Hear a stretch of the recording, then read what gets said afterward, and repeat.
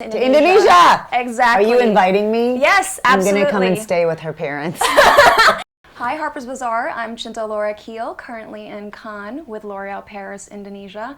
And I have a very special person next to me, the one and only Eva Longoria. Hello. How are you today? I'm good. You know, this is such a dream come true for me. I grew up watching you on my TV screen, and now I get to meet you in person. Yes. But I recently discovered that you just directed your first movie. Yes, my first feature film. Yes, so can you tell us a little bit about Flammin Hot? Yes, Flammin Hot is a story, the true story about Richard Montañez, who was a Mexican janitor who worked at the potato chip factory at Frito-Lay and came up with this idea that we should put chile on chips. And he made his own little slurry and kept pitching it and picked up the phone and called the CEO himself, and then now it's a multi-billion-dollar brand. It's the #1 snack in the world, and it was created by a Mexican-American janitor. So it's a really inspiring story.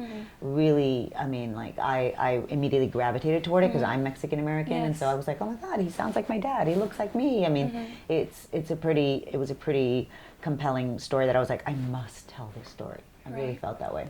And how did you feel being able to tell, your people's story through your lens? Because oftentimes, when movies like this are made, they're told through the Western lens. People who don't actually really understand, haven't really immersed themselves in the culture. And it's so important. I mean, culture specificity was really important in the film because it's a biopic as well, so we're telling somebody's actual life, so we had to get it right.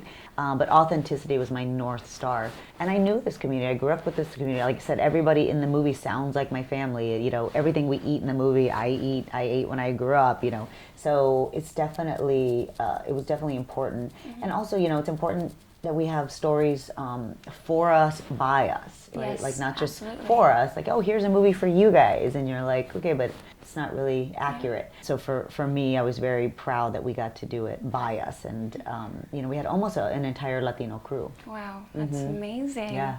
Well, this is my first time in Cannes, actually. No, I'm sure it is not. It is. Wow. But I know, obviously, you've been here often. What's the significance of the Cannes Film Festival for you?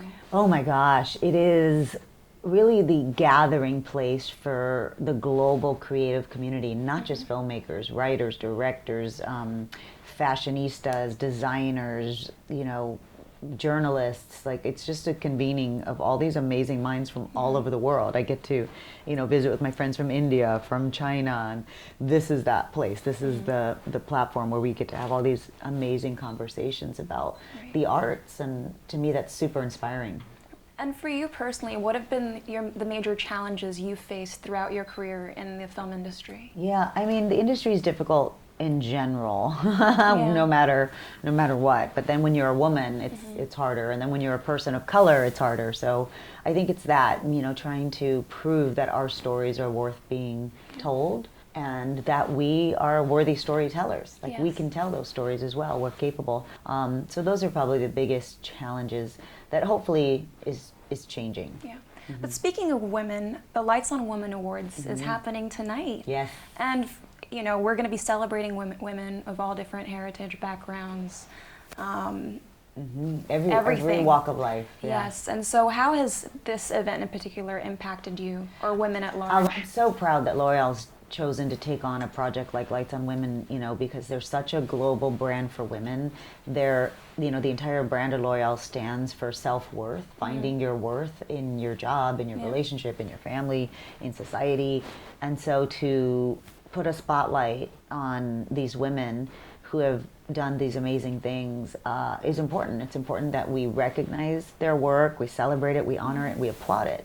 And that way other people can notice who they are, and then possibly we continue to create those jobs for more women.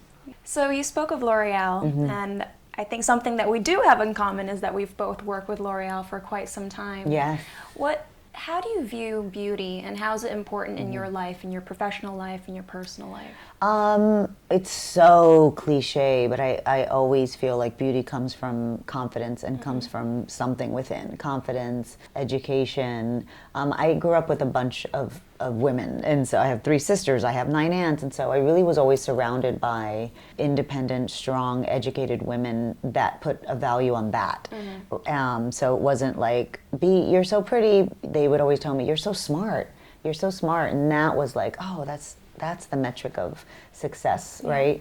And so that's why, when you look at a brand like L'Oreal, it's not about selling lipstick and shampoo. It's really about, I'm worthy of a really good product. I'm worthy of putting something on my skin or on my lips that is up to the standard of what I deserve. And I love that message. Yeah, and letting the confidence shine from within and having the makeup, the hair care, the skincare accentuate all that. Yeah, it's an extension of what you're feeling inside, for sure. But what is a beauty product you cannot go without? Oh, gosh. I mean, I don't know if it's a beauty product, but it's sunblock. Sunscreen. Sunscreen, yeah. UV Defender. Yes. Yes, I'm obsessed with that. Yes, I love L'Oreal has this new serum UV, so it's like hydrating but protecting. Yes. Also, technology in makeup has changed so much that most foundations have, some sort of SPF, which I love because I'm like an SPF girl.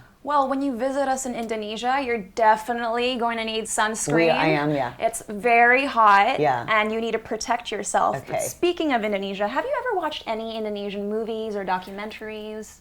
No. No. I don't think I have. I hate that I haven't. That's okay. That means it's going to be our mission to bring Eva Longoria to Indonesia. To Indonesia! Exactly. Are you inviting me? Yes, absolutely. I'm going to come and stay with her parents.